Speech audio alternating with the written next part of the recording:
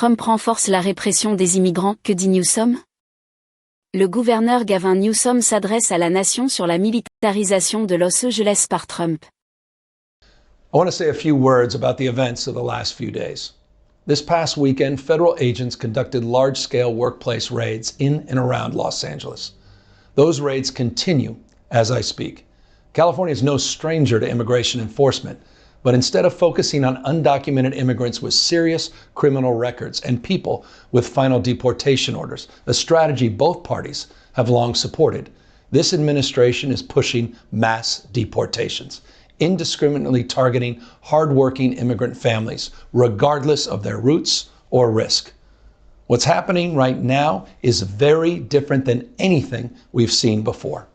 On Saturday morning, when federal agents jumped out of an unmarked van near a Home Depot parking lot, they began grabbing people, a deliberate targeting of a heavily Latino suburb. A similar scene played out when a clothing company was raided downtown. In other actions, a U.S. citizen, 9 months pregnant, was arrested, a 4-year-old girl taken, families separated, friends quite literally disappearing. In response, everyday Angelenos came out to exercise their constitutional right to free speech and assembly, to protest their government's actions. In turn, the state of California and the city and county of Los Angeles sent our police officers to help keep the peace. And with some exceptions, they were successful. Like many states, California is no stranger to this sort of unrest. We manage it regularly and with our own law enforcement. But this, again, was different.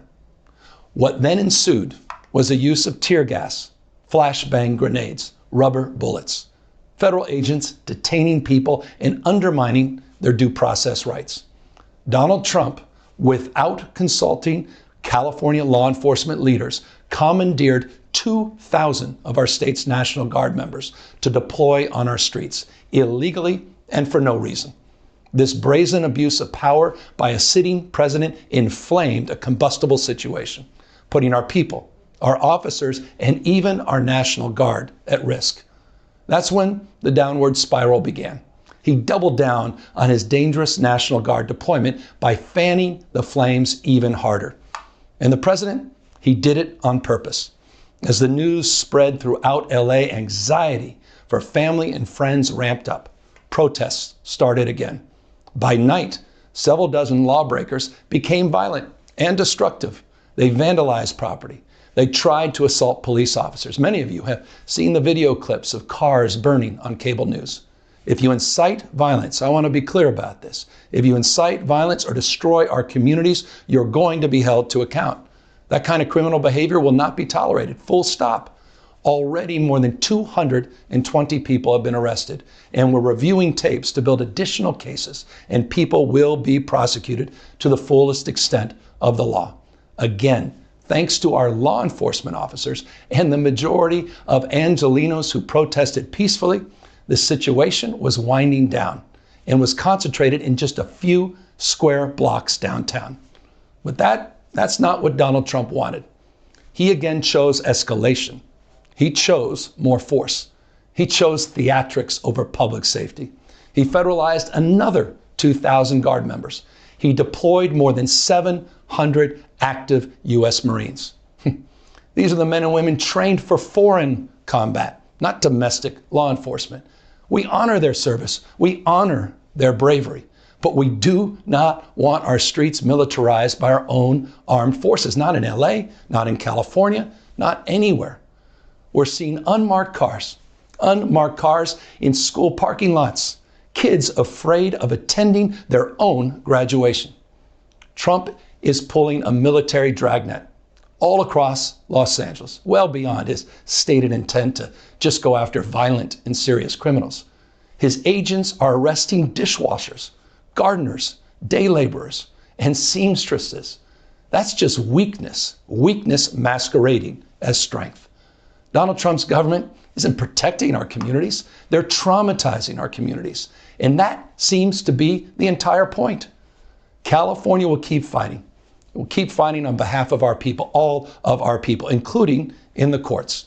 Just yesterday, we filed a legal challenge to Donald Trump's reckless deployment of American troops to a major American city.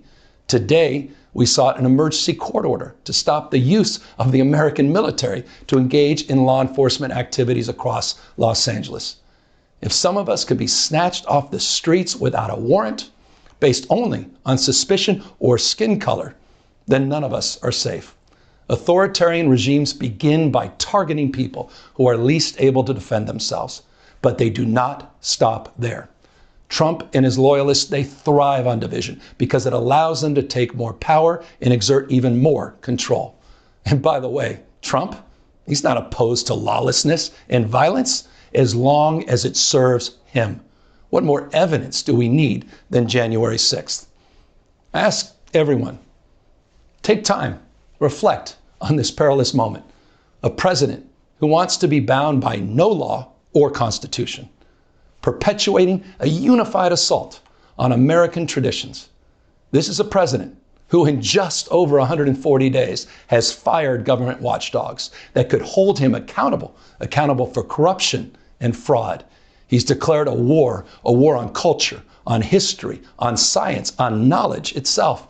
Databases, quite literally, are vanishing. He's delegitimizing news organizations, and he's assaulting the First Amendment. And the threat of defunding them, at threat, he's dictating what universities themselves can teach. He's targeting law firms and the judicial branch that are the foundations of an orderly and civil society. He's calling for a sitting governor to be arrested for no other reason than to, in his own words, for getting elected. And we all know this Saturday, he's ordering our American heroes, the United States military, and forcing them to put on a vulgar display to celebrate his birthday, just as other failed dictators have done in the past. Look, this isn't just about protests here in Los Angeles. When Donald Trump sought blanket authority to commandeer the National Guard, he made that order apply to every state in this nation. This is about all of us. This is about you. California may be first, but it clearly will not end here. Other states are next. Democracy is next. Democracy is under assault before our eyes. This moment we have feared has arrived. He's taking a wrecking ball to our founding fathers' historic project. 3 co-equal branches of independent government. There are no longer any checks and balances. Congress is nowhere to be found. Speaker Johnson has completely abdicated that responsibility. The rule of law has increasingly been given way to the rule of Don. The founding fathers, they didn't live and die to see this kind of moment. It's time for all of us to stand up. Justice Brandeis, he said it best. In a democracy, the most important office, with all due respect, Mr. President, is not the presidency. And it's certainly not governor. The most important office is office of citizen. At this moment, we all need to stand up and be held to account, a higher level of accountability. If you exercise your First Amendment rights, please do it peacefully. I know many of you are feeling deep anxiety, stress, and fear, but I want you to know that you are the antidote to that fear and that anxiety. What Donald Trump wants most is your fealty, your silence to be complicit in this moment. Do not give in to him.